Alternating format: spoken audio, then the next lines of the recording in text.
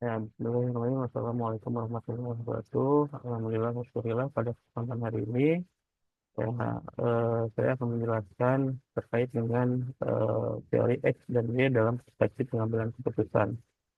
Nah, teori X dan Y ini adalah teori motivasi sebetulnya ya, yang menjelaskan eh, apa perbedaan gaya di dalam suatu manajemen. Ya, teori X memandang karyawan secara tradisional itu. Kemudian sedangkan teori Y itu memandang karyawan secara lebih modern. Nah, kedua teori ini dapat mempengaruhi manajemen dan budaya organisasi, ya tentunya eh, juga berpengaruh terhadap bagaimana misalkan pengambilan keputusan itu diambil. Gitu. Nah, kemudian di dalam teori X itu biasanya ya berpandangan bahwa karyawan itu malas dan termotivasi, eh, kemudian menekatkan pada kontrol ataupun pengawasan yang ketat, kemudian imbalan eksternal dan lingkungan, kemudian memandang karyawan itu sebagai orang yang perlu dikendalikan dan gaya manajemen yang lebih otoriter diterapkan di dalam teori X.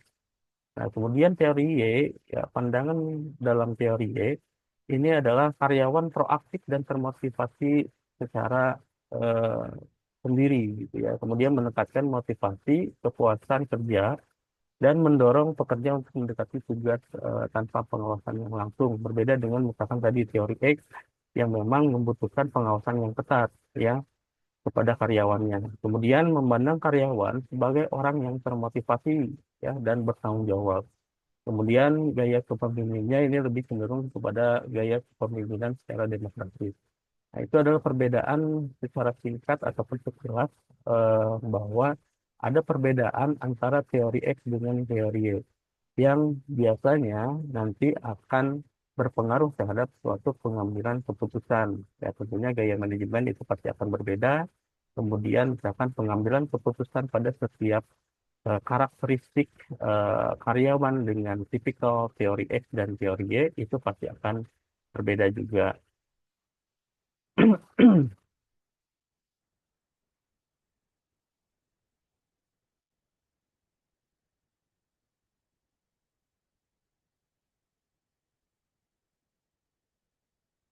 Oke, teori X dan Y dalam perspektif manajemen pengambilan keputusan, yang pertama adalah teori X dan Y itu melihat manusia dari sisi perspektif, yaitu teori X melihat manusia sebagai pihak yang tidak memiliki motivasi semangat, kerja keras, kedisiplinan, kreativitas, dan lain sebagainya. Ya. Sedangkan teori Y itu melihat manusia sebagai pihak yang memiliki semangat kerja keras, kedisiplinan, kreativitas, kepemimpinan, dan lain sebagainya. Sehingga dari segi kualitas, mereka yang memiliki konsep teori cenderung lebih sukses dibanding yang memiliki konsep teori X, gitu ya. Kemudian teori X dan Y ini adalah sebetulnya teori motivasi ya, yang cenderung lebih pendekatan ilmiah tingkah laku ya. Kemudian teori X dan Y ini ditemukan oleh Douglas McGregor, ya, adalah profesor dalam bidang manajemen ya di Massachusetts Institute of Technology. Kemudian teori X dan Y ditemukan oleh Douglas McGregor terdapat dalam The Human Side of Enterprise di tahun 1960. Ya, jadi dicetuskan teori X dan Y ini adalah oleh seorang Douglas McGregor, gitu ya. Nah, kemudian menurut Douglas McGregor bahwa dalam membedakan dua asumsi dasar, alternatif mengenai manusia dan pendekatan mereka terhadap pekerjaan, dua asumsi tersebut memunculkan teori X dan teori Y. Nah, teori X ini tadi ya berpandangan tradisional ya, tentang motivasi, kemudian pekerjaan yang dibenci oleh karyawan yang harus diberi motivasi dengan paksaan dan tujuan. Nah, ini adalah sepertinya karakteristik teori X gitu ya. Nah, kemudian teori Y itu adalah pekerja atau orang yang sudah memiliki motivasi untuk bekerja ataupun melakukan pekerjaan dengan baik. Nah, kedua karakteristik ini tentunya akan menghasilkan suatu pengambilan keputusan yang berbeda, tentunya dengan gaya manajemen yang berbeda juga. yang memang ini akan berpengaruh terhadap misalkan pengambilan suatu keputusan yang nanti akan diimplementasikan seperti itu. Nah, kemudian menurut McGregor ini adalah memberi rekomendasi tentang tipe manusia ke dalam dua kategori. Yang pertama ya tadi tipe manusia dengan posisi teori X dengan tipe manusia yang berposisi teori Y, gitu ya. Nah, di dalam tipe manusia teori X adalah cenderung memiliki motivasi rendah, ya malas, kemudian eh, apa namanya tidak termotivasi ya dalam berjuang untuk kemajuan hidupnya dan sebagainya gitu ya. Cenderung ingin diarahkan ataupun diperintah. Sedangkan misalkan tipe manusia dengan posisi teori Y ini adalah cenderung memiliki motivasi tinggi ya, dan senang dalam berjuang untuk kemajuan hidupnya gitu.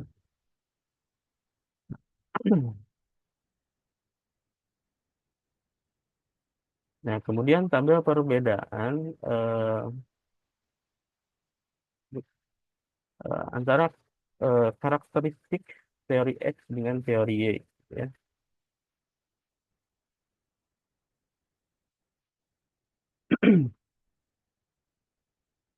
Nah, di sini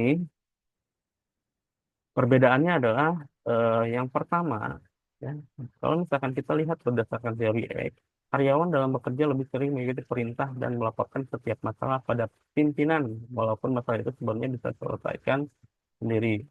Atau dengan kata lain, ketergantungan pada pemimpinan sangat tinggi, termasuk pada hal-hal kecil. Berbeda dengan misalkan teori Y, karyawan dalam bekerja mampu melaksanakan setiap tugas dengan maksimal. Kemudian yang kedua adalah karyawan dalam bekerja menginginkan pekerjaan yang ringan atau santai gitu ya, namun memiliki penghasilan yang tinggi.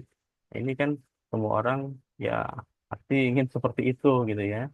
Nah, mungkin itu cenderung kepada tipe karyawan yang berteori X gitu ya. Gaji tinggi tapi misalkan pekerjaan santai gitu kan. Nah, berbeda dengan teori Y gitu ya. Karyawan dalam bekerja mengedepankan keseriusan, ketelitian, termasuk menjadi pekerjaan yang berbeda dengan yang dikerjakan pada hari sebelumnya, artinya ia menyukai tantangan akan pekerjaannya gitu ya. Jika menghadapi masalah, cepat merasa gusar ya. Kalau misalkan teori X, itu gusar, gugup, pusing, dan sejenisnya karena mentalitas bukan mentalitas siap menghadapi resiko. Artinya tidak siap menghadapi suatu tantangan ataupun resiko pekerjaan. Kemudian berbeda dengan teori Y, memiliki pembawaan sifat yang tenang dan stabil dalam menghadapi setiap masalah dan cenderung dalam mengambil keputusan tidak gegabah. Ya, hati-hati berpikir, menganalisis dengan matang dan sebagainya, gitu ya. Selanjutnya adalah suka berpikir bahwa pemerintah dan berkuasa harus dengan cara menakuti orang lain agar mereka patuh, ya. Tipe karakteristik yang teori X itu seperti itu. Jadi lebih cenderung misalkan gaya manajemen yang dimunculkan adalah bersifat otoriter gitu ya. Kemudian berbeda dengan teori Y, ini mengedepankan konsep pendekatan dengan kata tolong dalam menyuruh orang lain mengerjakan tugas yang diperintah olehnya. Dan lebih misalkan eh, demokratis lah gitu ya tadi ya gaya manajemennya. Kemudian orang perlu pengawasan ketat untuk bekerja baik dan menjauhkan masalah karena tipe teori X itu adalah takut menghadapi tantangan ya jadi lebih cenderung menghindari masalah gitu berbeda dengan teori Y orang perlu pengakuan bahwa mereka dihargai sebab tahu tanggung jawab dan bisa mengelola hidupnya sendiri kemudian orang perlu diilhami didorong atau ditarik untuk maju gitu ya kalau misalkan teori X itu perlu diilhami dulu perlu didorong dimotivasi atau misalkan ditarik ya untuk maju gitu ya tidak misalkan memiliki inisiatif sendiri untuk bergerak gitu seperti itu berbeda dengan teori Y, orang perlu diberi kebebasan diberi semangat diajak dan dibantu untuk maju gitu ya jadi seperti itu perbedaan teori X dan teori Y eh, apa dalam eh, pada tipe karyawan dan itu juga akan menghasilkan suatu bagaimana misalkan gaya manajemen itu akan diterapkan dan pada jenis yang mana dan itu akan berpengaruh pada suatu pengambilan keputusan yang akan diterapkan gitu ya melihat pada karakteristik teori X dengan teori Y. Nah, dari tabel tersebut, ya, kita bisa lihat bahwa tipe Y dianggap memiliki karakteristik yang cenderung berani dalam bersikap. Artinya, semangat decision maker telah mereka kuasai, dan itu terlihat dari setiap penjelasan yang dimiliki oleh mereka yang berkarakteristik Y.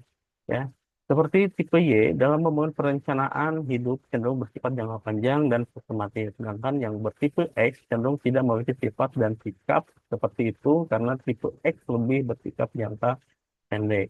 Ya, kalau misalkan kita lihat di dalam misalkan nah, di dalam misalkan teori X dengan teori Y, ya, bahwa decision maker itu terletak pada seseorang ataupun karakteristik posisi di teori Y, gitu ya. Karena di dalam teori X itu tipenya adalah tipe yang tadi penghindar masalah, gitu ya. Kemudian tidak menyukai tantangan, lebih suka diperintah, ya, didorong dengan ancaman dan ataupun misalnya punishment gitu ya, hukuman, ya. Nah, itu berbeda dengan tipenya yang memang memiliki semangat decision maker ataupun pengambilan suatu keputusan atau pengambil resiko dalam setiap apa eh, dalam setiap hal ataupun masalah yang dihadapi, ya. Ya, tentunya tadi, ya, di setiap misalkan gaya manajemen itu eh, akan mempengaruhi pengambilan keputusan, termasuk misalkan melihat dari karakteristiknya terlebih dahulu. Apakah misalkan pengambilan keputusan ini cocok kepada orang-orang yang bertipe Y ataupun bertipe X. Jadi dilihat dulu misalkan pengambilan keputusan ini dilihat dari karakteristik dari organisasinya sendiri gitu ya. Organisasinya ini organisasinya ini adalah mengedepankan gaya manajemen seperti apa gitu. Apakah misalkan gaya manajemen yang misalkan tadi otoriter ataupun misalkan secara demokratis. Nah, kalau secara otoriter berarti dapat dipastikan bahwa karakteristik orang ataupun karyawan yang ada di dalam suatu organisasi itu lebih cenderung kepada teori tipe X ataupun posisi teori X. Berbeda halnya dengan gaya manajemen yang demokratis gitu ya. Berarti bisa dipastikan bahwa karakteristik orang ataupun karyawan atau anggota organisasi yang ada di organisasi tersebut itu bertipikal atau berkarakteristik tipe Y. Sehingga misalkan pengambilan keputusan itu bisa menyesuaikan dengan karakteristik orang dan gaya manajemen yang apa yang dilaksanakannya seperti apa gitu ya. Yang kemudian kita melihat bagian teori X dan Y, McGregor menurut Awe Wilsmore. Ya, kalau misalkan kita lihat di sini ada bagiannya ya. Kalau misalkan berdasarkan teori X ini biasanya orang tidak menyukai pekerjaan, kemudian mereka harus dipaksa, dikendalikan dan diarahkan, dan ini semua yang mereka inginkan karena mereka cenderung malas, ya, tidak termotivasi dan sebagainya, harus lebih misalkan diarahkan. Ancaman hukuman dari kontrol eksternal itu akan ampuh ataupun akan misalkan mempunyai dampak yang bagus untuk tipe karakteristik X atau teori X. Berbeda dengan misalkan teori Y. Kalau misalkan kita lihat di sini, ya, bekerja itu sama alaminya dengan bermain. Jadi mereka menikmati pekerjaannya secara sukarela gitu ya. Ya, layaknya misalkan apa, mengerjakan suatu hobi yang memang mereka sukai gitu ya. Kemudian orang itu tidak perlu dipaksa atau diancam untuk membuat mereka bekerja. Jadi atas kesadaran, kesediaan, ya, karena mungkin mempunyai misalkan awareness eh, ataupun kesadaran tadi terhadap pekerjaannya, tanggung jawabnya dan sebagainya, sehingga ya tidak perlu dipaksa karena dia sudah tahu apa yang menjadi tugasnya, apa yang menjadi pekerjaannya. Kemudian mereka akan bekerja sesuai dengan komitmen, ya. Kemudian mereka melihat kepuasan, ya, yang mereka rasakan dan kebutuhan akan pengembangan. Kemudian eh, dengan teori Y ataupun karakteristik teori Y, ya, lebih kepada misalkan eh, apa namanya, bisa mengendalikan diri, dan bisa mengarahkan dirinya sesuai dengan apa ya, tugas, tanggung jawab dan posisi dia di dalam suatu organisasi. Ya, tentunya atas kesediaan dan ke kesadaran tadi gitu ya. Jadi ya akan lebih apa ya, bekerja dengan sendirinya ya gitu, tanpa misalkan mengedepankan ancaman ataupun hukuman gitu, seperti itu. Nah, hubungan tipe Y dan risiko di sini yang pertama adalah dalam diri seorang terdapat tiga bentuk karakteristik, yaitu risk adverse, takut pada risiko, risk indifferent, hati-hati pada risiko, dan risk seeker, berani pada risiko. Nah, kalau misalkan kita lihat hubungan tipe Y, ini lebih kepada risk seeker atau misalkan berani pada risiko. Dia menyukai tantangan, dia tidak takut pada suatu masalah, yang masalah itu misalkan dipandang sebuah tantangan gitu ya, seperti itu. Kemudian maka jika dihubungkan ketiga bentuk karakteristik ini, kita terlihat bahwa tipe Y adalah mereka yang berkarakteristik risiko. Secara konsep, semakin besar risiko, maka semakin besar keuntungan yang menguntungkan. Artinya risiko, risk, dan keuntungan adalah bersifat linear atau searah. Karena bersifat linear, maka konsepnya adalah high risk will result in high return, ya, dan low risk will result in low return, gitu ya.